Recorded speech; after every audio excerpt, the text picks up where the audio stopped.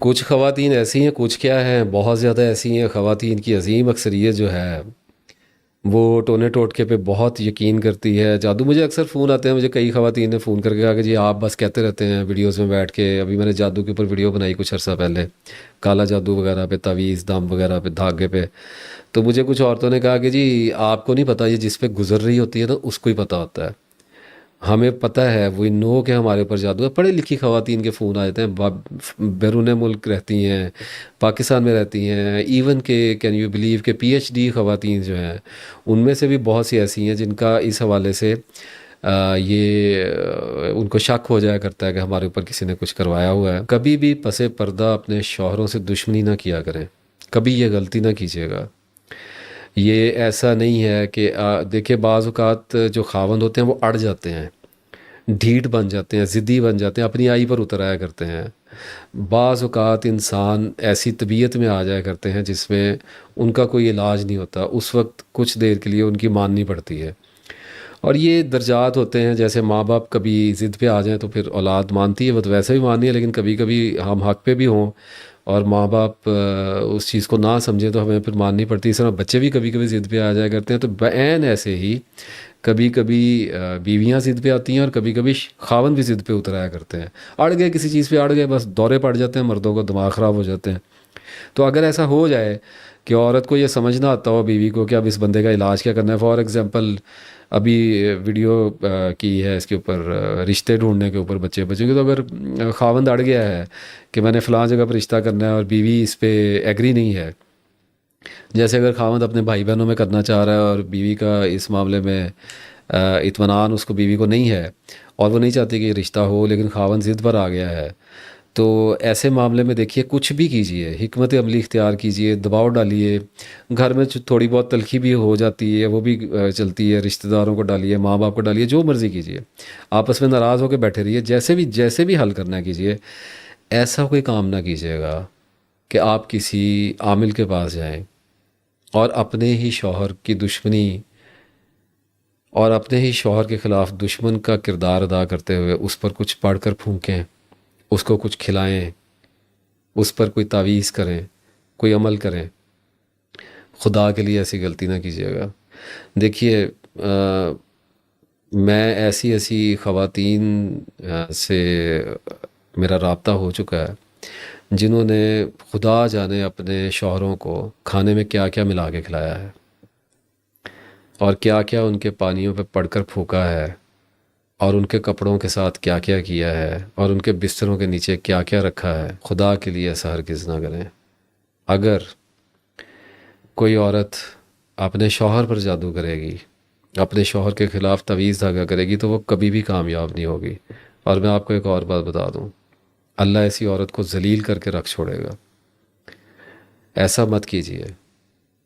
کبھی بھی اپنے ہی گھر میں ایک جادوگر کا کردار ادا نہ کریں. اگر آپ کے پاس دلائل ختم ہو چکے، اگر آپ کی بات نہیں سنی جا رہی، اگر آپ حق پر ہیں لیکن آپ کی آواز کو دبایا جا رہا ہے، تو جادو کرنے سے کروڑ کروڑ گنا زیادہ، ارب گنا زیادہ احسن طریقہ اور اللہ کا پسندیدہ طریقہ صبر ہے. اللہ کی ذات پہ امید رکھیں، اللہ کی ذات پہ یقین رکھیں، اللہ سے دعا کریں. میں حیران ہوتا ہوں خواتین پہ کہ دعا کو چھوڑ کر جادو ٹونے کی طرف جاتی ہیں، دعا کا درجہ نیچے کر دیتی ہیں. خود سوچئے، اگر آپ میں سے کسی نے زندگی میں ایسا کیا ہے تو ابھی موقع ہے. اس بندے کا آپ نے کیا بگاڑا ہوگا؟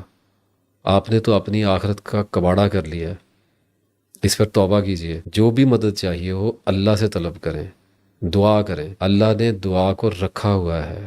یہ ایک راستہ ہے، یہ ایک دروازہ ہے. اللہ تعالیٰ کے اس مقدس دروازے کی ایسی توہین ہرگز نہ کیجیے گا کہ آپ اس دروازے کو چھوڑ کر ایک گندے انسان کے پاس جائیں جو شیاطین کو مدد کے لیے پکارتا ہے، اور وہاں سے کچھ ایسا لا کر اپنے ہی گھر میں شروع نہ کیجیے گا جس میں اللہ تعالیٰ آپ کی طرف حیرانی سے دیکھے اور کہے کہ میری بندی، تو نے یہ کیا کیا؟ میں نے تجھے مسلمان پیدا کیا، میں نے تجھے ایمان کی دولت دی، اور تو نے یہ کیا کر ڈالا ہے؟ ایسا ہرگز نہ کیجیے گا. اللہ ایسے گناہوں کو بڑی مشکل سے پھر معاف کیا کرتا ہے، اور ایسے گناہوں کی توبہ اگر قبول بھی ہو جائے تو ان کے ڈیمیجز جو گھروں میں آ جاتے ہیں وہ بسا اوقات انسان کی موت تک اس کا پیچھا نہیں چھوڑتے۔ اپنوں کے دشمن نہ بنیے، اپنے اگر کبھی غلطی کھا گئے، اگر خطا کر گئے تو اس کا مطلب یہ نہیں ہے کہ ہم ان پر جادو کروائیں گے۔ ہوتا ہی نہیں جادو پہلی بات تو، لیکن کچھ نہ کچھ ڈیمیج تو کریں گی، اپنے آپ کو کریں گی، اس کو کریں گی، اور اگر کوئی مرد بھی کرواتے ہیں تو ان پر سوائے افسوس کے میں اور کچھ بھی نہیں کر سکتا۔ اب یہ چونکہ آخری قسط ہے، اسے یاد رکھیے گا اور جتنا ہو سکے اس پر عمل کرنے کی کوشش کریں۔ اگر ناکامی ہو، جو کہ بالکل ہوگی اور بار بار ہوگی، تو دوبارہ کوشش کریں، بار بار کوشش کریں، آہستہ آہستہ اللہ تعالیٰ سمجھ عطا کر دے گا۔ یعنی وہی بات ہے نا کہ جس نے بچنا چاہا ہے اسے بچا لیا جائے گا، یعنی کہ پھر آخرت کی کامیابی کے ساتھ دنیا کی کامیابی بھی، اچھی دنیاوی زندگی بھی اللہ تعالیٰ عطا کرے گا، یعنی گریس عطا کی جائے گی، معزز کر دیا جائے گا۔ لیکن دیکھیں یہ بات یہ ہوتی ہے کہ ایک تو لوگوں سے معافی مانگنے کی عادت ڈالیں، خاص طور پر میاں بیوی کے رشتے کی بات ہو رہی ہے آپس میں، تو ایک دوسرے سے معافی مانگنے کی عادت ڈالیں۔ اگر غلطی ہو گئی ہے، خطا کھا لی ہے، ایک دوسرے پر چڑھائی کر دی ہے، بول لیا ہے، چیخ لیا ہے، زیادتی کر دی ہے، تو جب غصہ اتر گیا ہے تو اس کے بعد معافی مانگیں اور دوسرے کو بتائیں کہ آئی واز رانگ، میری غلطی تھی اور میں اپنی غلطیوں کو درست کرنے کی طرف کوشش میں ہوں، مجھ سے ہوتا نہیں ہے لیکن میں کر لوں گا، تب تک کے لیے آپ مجھے معاف کریں، میرے سے یہ غلطی ہوئی، میں اس پہ شرمندہ ہوں۔ اس کو اللہ سے بھی توبہ کریں۔ یہ ایک پروسیجر ہے جس نے ٹھیک ہونے کی کوشش کرنی ہے، اور جب تک وہ ٹھیک نہیں ہوتا، مطلب کچھ حد تک ٹھیک نہیں ہوتا، مکمل تو کبھی بھی نہیں ہو سکتے، تو اس وقت تک لوگوں سے معافی مانگنے کی عادت ڈالنی پڑے گی۔ اور پھر جب یہ سارا کچھ مطلب ایک گریس بھی عطا ہو جاتی ہے اللہ تعالیٰ کی طرف سے، عزت بھی عطا کر دی جاتی ہے، معاملات بھی ٹھیک کر دی جاتے ہیں، لیکن اس وقت تک کے لیے ایک دوسرے کے ساتھ کوشش کرنی ہے کہ اچھے طریقے کے ساتھ چلیں۔ اور یہ سب کچھ تب ملے گا جب جتنی بھی جد و جہد اس معاملے میں آپ کر رہے ہیں، آپ مرد ہیں یا عورت ہیں، خاوند ہیں یا بیوی ہیں، جتنی بھی جد و جہد آپ اس سلسلے میں کر رہے ہیں، اسے ایک دوسرے پر احسان کے طور پہ نہ جتلایا کریں، یہ کبھی نہ کریں۔ ایک دوسرے کی غلطیوں کا احساس بار بار نہ دلائیں، ایک دوسرے کو کوئی ماضی کا واقعہ یاد دلا کر شرمندہ نہ کیا کریں، تانے نہ مارا کریں، بس آگے بڑھتے رہیں۔ یعنی کسی پر احسان اس لیے نہ کریں کہ بدلے میں مجھے جزا کے طور پر اس سے اچھا رویہ یہ مجھے دے، یہ عزت دے، شکر گزاری دے، میرا مرہون منت رہے۔ یہ معاملہ دیکھیں، احسان کرنے اور محسن بننے کی کوشش کرنے میں زمین اور آسمان کا فرق ہے۔ اس ویڈیو کو ابھی یہاں پہ روکیں، پاز کریں اور میری بات کو دوبارہ سنیں اور اس پر غور کریں۔ آپ کے ذہن کی اللہ ایک گرہ انشاءاللہ تعالیٰ یہاں پہ کھولے گا۔ ابھی جو میں نے کہا ہے کہ خالصتاً حسن نیت کے ساتھ محسن بننے میں اور محسن بننے کی کوشش کرنے میں زمین اور آسمان کا فرق ہوتا ہے۔ اس پہ غور کیجیے گا، اللہ تعالیٰ آپ کو کشائش عطا فرمائے گا۔ یہ اصل میں آیت مجھے اس لیے یاد آئی ہے کہ مجھ سے کسی نے 2-3 دن پہلے پوچھا، پھر وہ سکپ ہو گیا، میں جواب نہیں دے سکا۔ میسج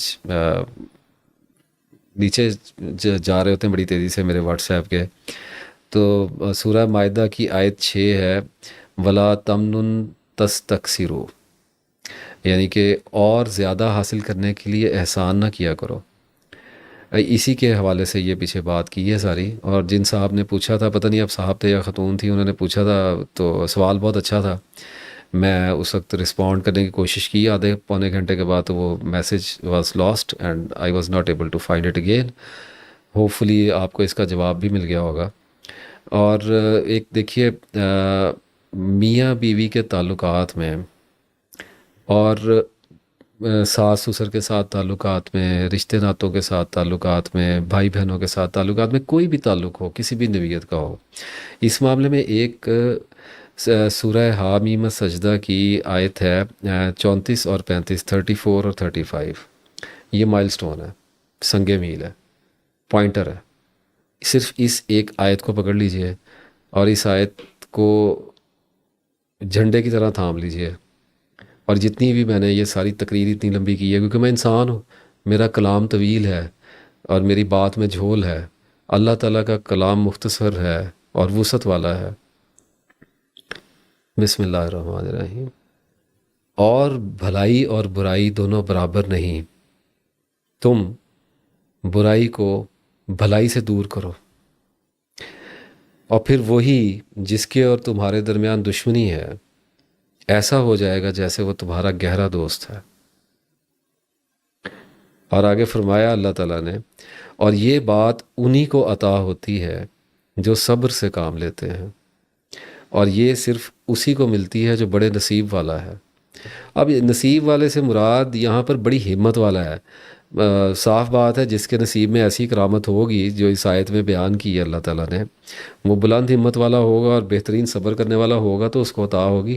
یہی سارا ہمارا موضوع تھا ابھی جو جتنی بھی ہم نے سیریز کی ہے۔ اور اگر گھر کے حالات ٹھیک نہیں ہوتے، اگر بچوں کے ساتھ اور